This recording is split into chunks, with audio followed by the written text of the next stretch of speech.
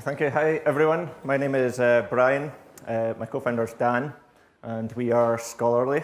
You can find us at scholarlyessay.com, and we are currently accepting beta users, so please feel free to come along and sign up. Okay, so what we do is we help people write better and faster.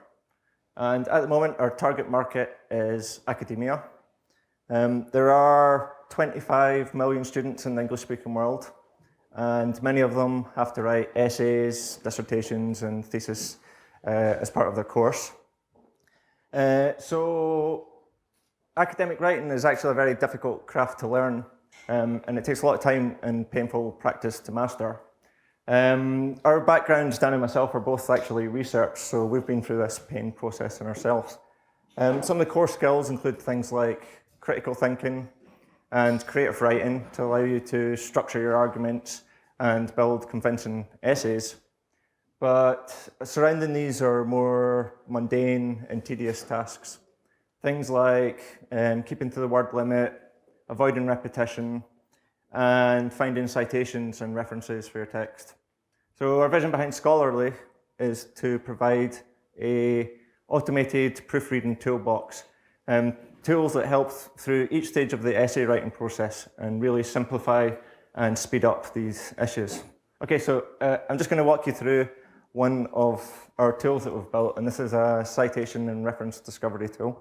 References in academia are papers that other people have written on your topic area. Use them to learn about your topic, but also if you make a fact or a statement or an argument, you can also use them to back up what you're saying.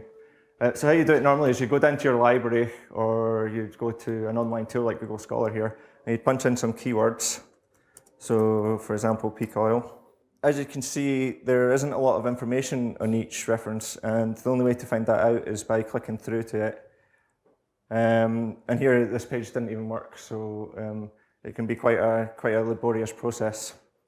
So what our tool does, and this is just one of the tools of the toolbox, is that we can copy and paste text into this box, just an early prototype. And I've just got some sample text that I've pre-prepared, and then we can find references for it. So what we're doing right now is sending it back to our server. We're using some natural language processing techniques to pull out what the gist and the context of that document is, and then we're providing references that we think are relevant to it. So here the references have got abstracts available with them. Oh, that one doesn't have an abstract available, much of that one. And you can quickly get a brief overview of what each of these are about. And you can also sort by popularity and relevance. We've analysed that document and we've suggested citations at each sentence. And we're thinking of this as sort of X-ray goggles for your text, so we can show you structure, we can show you grammar and spelling, we can show you statistics about topics in your domain, just to show you what this does. So that there pops up a list of citations that might be relevant for that sentence. What we're looking for here today is feedback on, first of all, usability of the tool. How can we make the interface better? But also growth, and in particular, we're targeting English as a foreign language and business skills.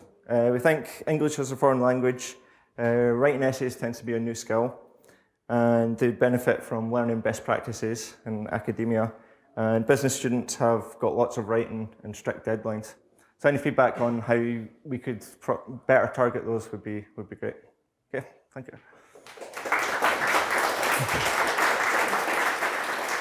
Hi, I'm just wondering what the mechanism for pulling in the references is, because if it's based on textual analysis, I'd imagine that it's going to fall down quite a lot, whereas socialising the content would be a really good idea. Like, say, for example, we've got multiple users in Scholarly, they're going to be writing similar topics again and again.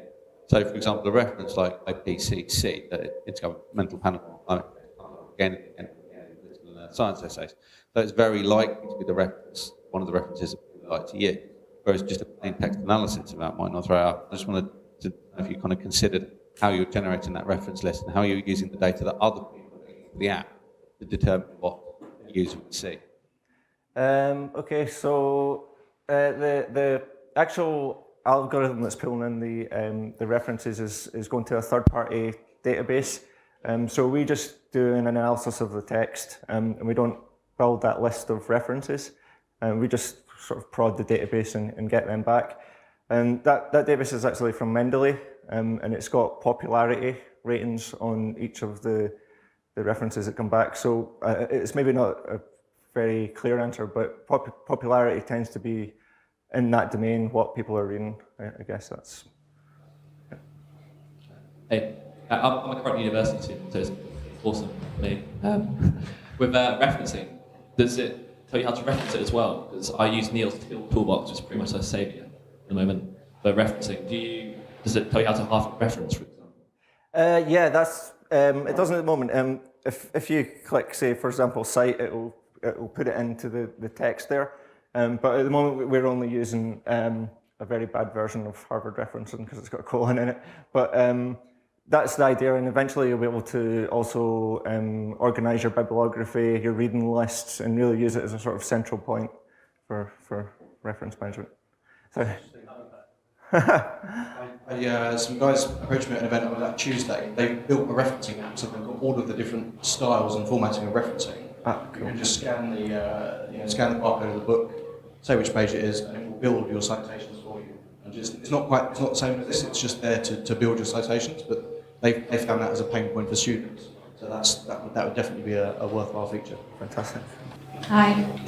I work at a university, and obviously your target customer, well, core customer will be students, but maybe then if you break that down further to international students, the growth in international students in the UK is increasing, so I think something like this would help them. And I don't know if you've looked at that at all, but... Yep, that's where we're trying to focus our segment at the moment. I say as well, it's great to hear from someone who works at a university. We're trying to turn this into a bit more of a teaching tool as well. So it tells you why you're doing this, and so there's maybe other tools that I haven't shown here tonight, but for example, changing connectors in your text, say from then this happened to firstly and secondly.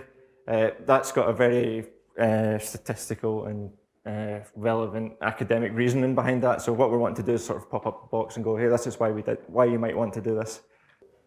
Phone says yes. That's it. Thank you.